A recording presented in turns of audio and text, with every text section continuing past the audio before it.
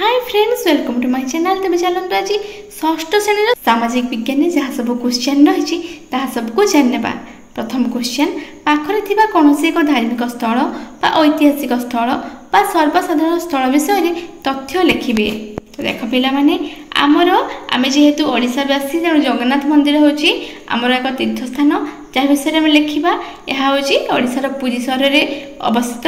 यह मंदिर में बड़ ठाकुर श्री जगन्नाथ सहित श्री बलभद्र, देवी सुभद्रा और सुदर्शन पूजा पाई था। सेमती इतिहास, तार इतिहास कौन ना ये लिखाई जमीक आमर अनंग वर्मा चढ़गंगदेव मंदिर कार्य आरंभ करते अनंग भीमदेव ये कार्य को संपूर्ण करते। 1452 गजपति कपिलेन्द्र देव श्रीमंदिर चतुर्पार्श्व मेघनाथ पाचेरी निर्माण करते। यार दैर्घ्य 665 फुट और प्रस्थ 640 फुट, उच्चता 22 फुट।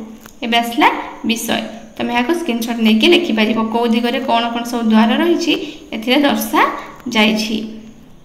तेणु अनुष्ठित होता आम पर्वपर्वाणी लिखाई तुम यहाँ लिखिपर। नेक्स्ट क्वेश्चन, एकक और यौथ परिवार संबंध में तुलना करेंगे। पिलाने देख आगे आम जाना गोटे पिलापाई बा शिशुपाई परिवार आवश्यक रही कि नहीं, निश्चित भाव रही।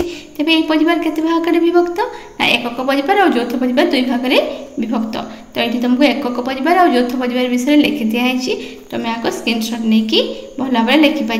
जमीक जीवनशैली, अर्थनैतिक स्थिरता, परिवेश स्थिरता, उन्नत स्वास्थ्य और सुस्थता, सामाजिक और सांस्कृतिक कार्यक्रम, ये सब तुम लिखिपर। नेक्स्ट क्वेश्चन, आम देशर राज्य गुड़िक नाम और सेगुड़िकर राजधानी नाम लिखिए।